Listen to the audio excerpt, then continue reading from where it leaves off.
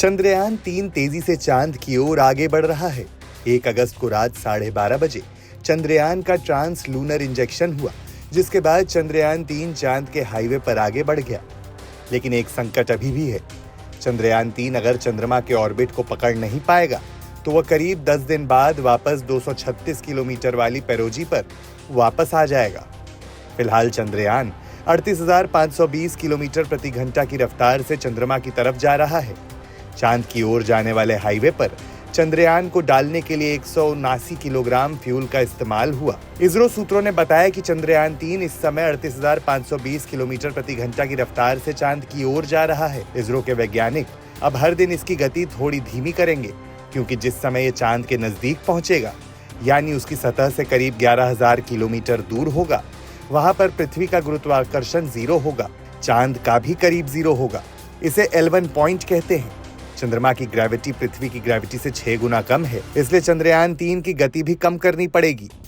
यदि चंद्रयान चांद का ऑर्बिट नहीं पकड़ पाएगा तो घबराने की जरूरत नहीं है।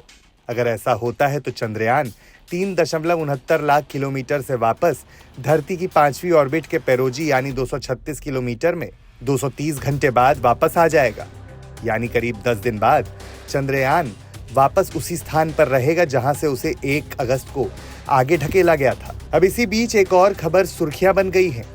लगभग 15 दिन पहले ऑस्ट्रेलिया के पश्चिमी तट पर मिली गुंबद नुमा रहस्यमयी वस्तु को लेकर पर्दा उठ गया है। भारतीय स्पेस एजेंसी इसरो ने इस बात की पुष्टि की है।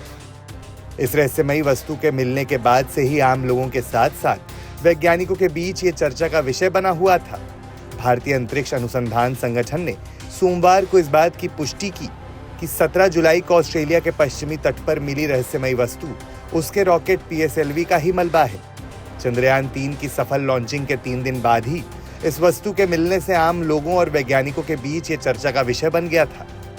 शुरुआत में ये कहा गया था कि ये वस्तु चंद्रयान-3 से जुड़ी हो सकती है।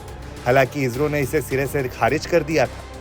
वहीं ऑस्ट्रेलिया अंतरिक्ष एजेंसी ने सोमवार को कहा कि कुछ सप्ताह पहले पश्चिमी ऑस्ट्रेलिया के तटों पर मिली एक बड़ी वस्तु भारतीय अंतरिक्ष अनुसंधान संगठन के रॉकेट का मलबा होने की पुष्टि की गई है। इसरो ने भी इस पर सहमति जताते हुए कहा है कि ये मलबा उसके PSLV रॉकेटों में से एक का हो सकता है। ज्ञात हो कि PSLV इसरो का सबसे भरोसेमंद रॉकेट है।